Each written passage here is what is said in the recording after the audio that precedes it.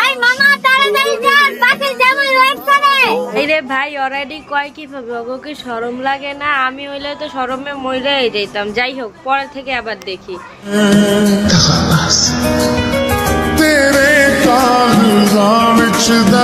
এ বাবা, এইটা কি হইলো?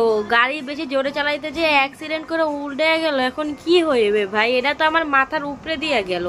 কয়দিন আগে দেখলাম ট্রাফিক জ্যামের ভিতরে, মানে ট্রাফিকের ভিতরে একটা ছেলে বসে রয়েছে, তারপর বলতেছে মামা তাড়াতাড়ি ট্রাফিকটা ছাড়েন, বাসায় বউ ওয়েট করে। ও মনে ওইটা নকল করছে, আর নকল করতে যে উল্টা হয়ে পড়ে রয়েছে। আর আমার যতদূর মনে হইতেছে এই ভিডিওটা, মানে একটা ভিডিও মেয়ে বলছে, পরে কাইটটা এই অ্যাক্সিডেন্টের ভিডিওটা লাগাইয়া দিছে পাবলিকে। ঠিকই আছে, মানে ও যদি এমনি মরতো তাহলে আমার অনেক হাস্যকর লাগতো। মানে এটা কেমনে বলে, আমার অনেক হাস্যকর লাগে এগুলো। মেয়েটার কি একটু শরম করলো না? আমার মানে খুব জানার ইচ্ছা, কেন আর শরম করলো না?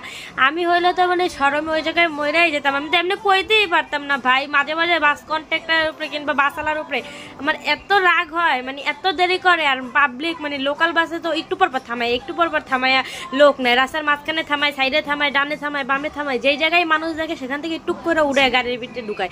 জায়গা না থাকলে গাদাগাদি করে দাঁড়ায় থাকে, তারপর মানুষ বাসে যায়। আর ও কিভাবে বসে বসে এটা কইলো?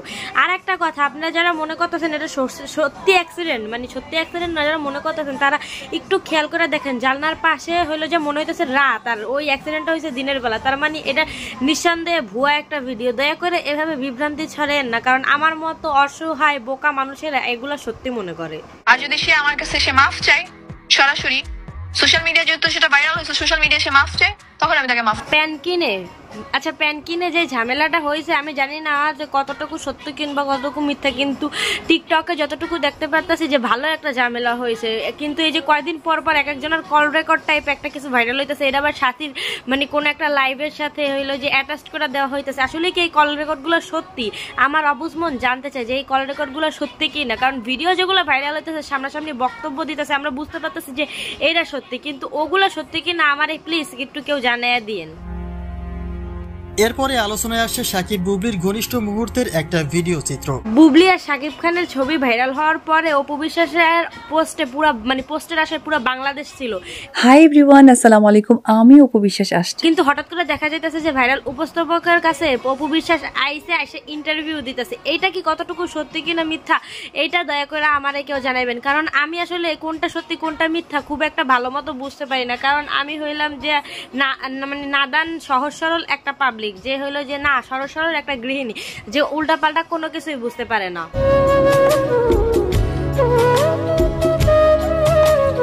আচ্ছা, এখন যারা বলবেন যে মানুষের নিয়ে সমালোচনা কেন করেন, আপনার নিয়েও তো মানুষ সমালোচনা করতে পারে। ভাই আমি একটা ছোট্টখাট্ট মানুষ, আমার নিয়ে কেউ সমালোচনা করবে না। দ্বিতীয়ত ভিউজের আশায় কিছু বলি না, আমি বুঝতে পারি নাই বিধায় এগুলো মানে জানতে চাইছি যে এগুলো কি হইতেছে। কারণ আমি সহজ মানে আগে যে সময় রোস্টিং ভিডিও আপলোড করতাম, আপনারা চাইলে আমার নিচের ভিডিওগুলো দেখতে পারেন যে আমি আগে অনেক রোস্টিং ভিডিও আপলোড করতাম, কিন্তু পরবর্তীতে অসুস্থতার কারণে আমি রোস্টিং ভিডিও করা ছেড়ে দিয়েছি। কিন্তু এখন আর আমি রোস্টিং ভিডিও করতে চাচ্ছি না, কারণ আমার বাচ্চাটা বড় হচ্ছে। আমি মানুষের নামে নিন্দা করলে ও নিন্দা করাটা শিখবে, এই কারণে আমি এখন আর রোস্টিং ভিডিও বানাবো না। কিন্তু আমি মানে যেগুলো বুঝতে পারি না, সোশ্যাল মিডিয়ায় তো আমরা সবসময় সবাই স্ক্রোল করি। যেহেতু আমি বাসায় আমার কোনো কাজ নেই, বাচ্চা পালন করার পরে বাচ্চা যে সময় ঘুমায় আমি রিলস ভিডিও নিয়েই ব্যস্ত থাকি। মানুষ, আমার স্বামী বলে কি যেই সময় বাবু ঘুমায় তুমি সময় ঘুমাবা, কিন্তু আমি ওরা বুঝাইতে পারি না। আমি যদি ঘুমাই তাহলে রিলস ভিডিও কে দেখবে? তো এই রিলস ভিডিওতে যদি উল্টাপাল্টা কিছু আসে যেগুলো আমি বুঝতেই না পারি, তাহলে আমার যে ঘুমটা নষ্ট করে আমি রিলস দেখলাম, এটা লাভ কি? আমি যদি বিনোদন না পাই তাহলে লাভ কি হইলো যে আমার ঘুম নষ্ট করে রিলস দেখার? আর কোন সাবজেক্ট আচ্ছা লাগতা है? বাইগান। এই দাবিতেই আপনাদের কাছে জানতে চাইতেছি যে কোনটা সত্যি কোনটা মিথ্যা। অনুগ্রহ করে আমাকে কমেন্ট বক্সে কেউ জানিয়ে দিয়ে যাবেন কোনটা সত্যি আর কোনটা মিথ্যা। ওমেন ফাইনালি আমি আমার অ্যানিভার্সারি লুকটা আজকে আপনাদেরকে দেখাবো ইয়াসিন। আরে দেখাও। টেনটেনা, সেইটা হচ্ছে আমার অ্যানিভার্সারি লুক। এন্ড আজকে আমরা আরেকটু বলি, মানুষের টাকা হইলে মানুষ কি না কি করতে পারে। কেন আমি গরিব? আমার এটা অনেক জানতে ইচ্ছা করে, কেন আমার ভিডিওগুলো ভাইরাল হয়ে আমি কোটিপতি হয়ে যাই না? মানে আসলে আমি বুঝতে পারি না মানুষের টাকা হলে মানুষ কি কি করতে পারে। কোটি টাকার বিয়ে, এরপরে থাইল্যান্ড ট্যুর, দেশ বিদেশ ট্যুর, তারপর ওই এক্সপেন্সিভ ড্রেস, যা আমি কেন পুরো বাংলাদেশের মানুষ কোনোদিন কল্পনাও আনতে পারে না যে এই ড্রেসগুলো পরা যায়। মানে বাংলাদেশের মানুষ ভাবতেই পারে না এই ড্রেসগুলো তারা মানে দেখবে কোনো বাংলাদেশিকে পরা অবস্থায়।